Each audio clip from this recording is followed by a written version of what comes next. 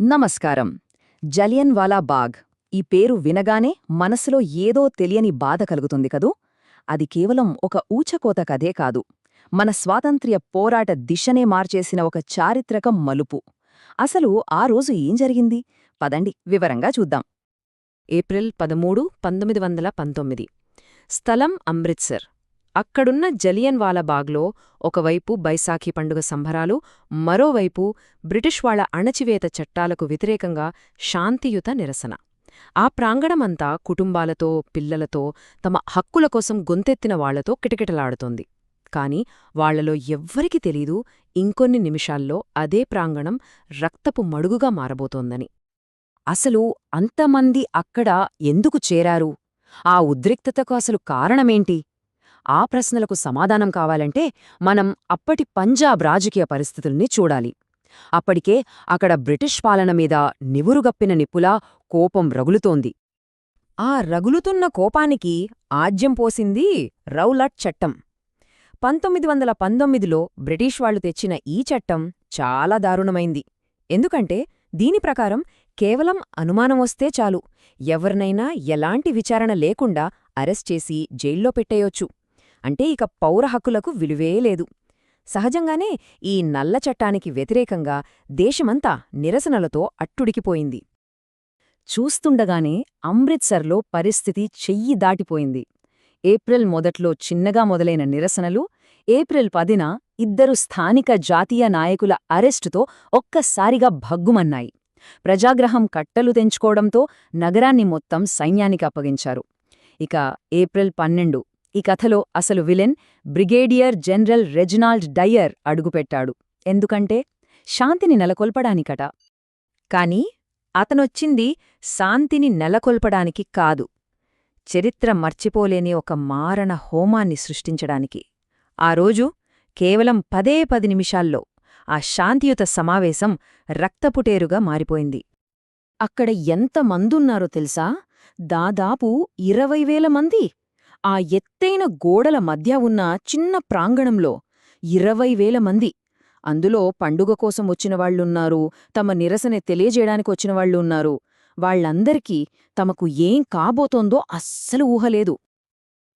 ఇక చూడండి, general Dyer ఎంత పక్కాగా, ఎంత క్రూరంగా ప్లాన్ చేశాడో. స్టెప్ 1, ప్రాంగణానికున్న ఆ ఒక్క ఇరుకైన దారిని తన సైనికులతో మూసేశాడు. ఎవ్వరూ తప్పించుకోకూడదు. స్టెప్ 2, జనాన్ని చెదిరిపోమ్మని ఒక్క మాట కూడా హెచ్చరించలేదు. స్టెప్ 3, తన 90 మంది సైనికుల్ని పిలిచి జనం ఎక్కడైతే గుంపుగా ఉన్నారో సరిగ్గా అక్కడికే గురిపెట్టి కాల్చమని ఆర్డరిచ్చాడు. ఇది ఆవేశంలో జరిగింది కాదు, ఇది పక్కా ప్రణాళికతో చేసిన సామూహిక హత్య. కేవలం 10 నిమిషాలు. 10 నిమిషాల పాటు నిరాయుధులైన ప్రజలమీద బుల్లెట్ల వర్షం కురిసింది. తప్పించుకోవడానికి ధారేలేదు. కుటుంబాలు చెల్లాచెదరయ్యాయి. ఆ ఎత్తైన గోడలు ఎక్కలేక ప్రాణభయంతో జనం పరుగులు తీశారు. మాటల్లో చెప్పలేని నరకమది. ఇంతటి దారుణం జరిగితే బ్రిటిష్ వాళ్లు ఏం చేశారో తెలుసా? లెక్కలు మార్చేశారు. వాళ్ల అధికారిక లెక్కల ప్రకారం చనిపోయింది కేవలం 379 మందట. కాని మన భారతీయ అంచనాల ప్రకారం 1000 మందికి పైగా చనిపోయారు. గాయపడిన వాళ్ల సంఖ్యలో కూడా ఇంతే తేడా. ఇంత పెద్ద తేడా ఎందుకొచ్చింది? నిజాన్ని కప్పిపుచ్చడానికే కదా. ఈ యొక్క సంఘటనతో బ్రిటిష్ సామ్రాజ్యం యొక్క అసలు రంగు, దాని క్రూరమైన నిజస్వరూపం ప్రపంచం ముందు బయటపడింది. ఇంతమందిని చంపినందుకు జనరల్ డయర్కి ఏమైనా పశ్చాత్తాపం ఉందా? అస్సల్లేదు. పైగా ఏమన్నాడో తెలుసా? ఇది అవసరమైన గుణపాఠం అన్నాడట. ఆ మాటలు వింటుంటేనే ఒళ్ళు గగురుపొడుస్తోంది. ఈ ఘటనతో దేశమంతా ఒక్కసారిగా ఉలిక్కిపడింది. తీవ్రమైన ఆగ్రహం వ్యక్తమైంది. కవిగురువు రవీంద్రనాథ్ ఠాగూర్ తనకు బ్రిటిష్ వాళ్లిచ్చిన నైట్హుడ్ బిరుదును విసిరికొట్టారు. మహాత్మాగాంధీ అయితే ఇక వీళ్లతో లాభం లేదు, సహాయ నిరాకరణే మార్గమని ఉద్యమాన్ని ఉద్ధృతం చేశారు. కాని బ్రిటిష్ ప్రభుత్వం ఏం చేసింది? దర్యాప్తు పేరుతో ఓ కమిషన్ వేసి చేతులు దులుపుకుంది. అంతకంటే దారుణమేంటంటే డయర్ను ఉద్యోగం నుంచి తీసేసినా సరే బ్రిటన్లో చాలామంది అతన్ని హీరోలా చూశారు.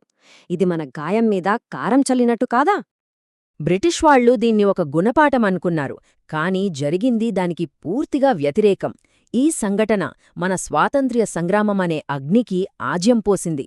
స్వేచ్ఛ కోసం రగులుతున్న ఆ జ్వాలను మరింత పెద్దది చేసింది. ఈ ఊచకోతలో ఒక మంచి కూడా జరిగింది. అదేంటంటే అంతకు ముందు వరకు వేరువేరుగా ఉన్న భారతీయులందరినీ ఒక్కటి చేసింది. మతాలు, ప్రాంతాలు, కులాలు అన్నీ పక్కన పెట్టి మనందరి శత్రువు ఒక్కడే అని బ్రిటిష్ వాళ్ల నిజ స్వరూపాన్ని చూశారు. అప్పటినుంచే స్వాతంత్ర్య పోరాటం కొద్దిమంది నాయకులది కాకుండా ప్రతి ఒక్కరి ఉద్యమంగా మారింది. ఈ రోజుకి జలియన్ వాలాబాగ్ ఒక జాతీయ స్మారక చిహ్నంగా ఉంది. అక్కడికి వెళ్తే ఆ గోడల మీద బుల్లెట్ గుర్తులు ఇప్పటికీ కనిపిస్తాయి. కాల్పుల నుంచి తప్పించుకోవడానికి ఎంతోమంది దూకి ప్రాణాలు విడిచిన అమరవీరుల బావి కూడా ఉంది. ఇవన్నీ ఆనాటి విషాదానికి, మన స్వేచ్ఛ కోసం మనవాళ్లు చెల్లించిన వెలకు మౌన సాక్ష్యాలు. అవును, ఆనాటి దురాగతం నిద్రపోతున్న భారతదేశపు ఆత్మను తట్టిలేపింది. చిన్న చిన్న సంస్కరణలు కాదు, మాకు కావాల్సింది సంపూర్ణ స్వాతంత్ర్యం అనే బలమైన కోరికను ప్రతి ఒక్కరిలో రగిలించింది. అందుకే జలియన్ వాలాబాగ్ మన స్వాతంత్ర్య పోరాటంలో ఒక నిర్ణయాత్మకమైన, అతి ముఖ్యమైన మలుపు.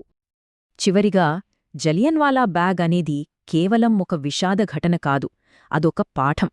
ఒక సామ్రాజ్యపు అహంకారానికి, స్వేచ్ఛ కోసం పరితపించే మనస్కి మధ్య జరిగిన పోరాటానికి అది నిలువుటద్దం.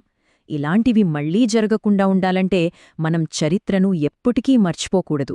మరి ఆలోచించండి, గతాన్ని గుర్తుపెట్టుకొని మంచి భవిష్యత్తును నిర్మించుకోవడంలో మనందరి బాధ్యత ఎంత?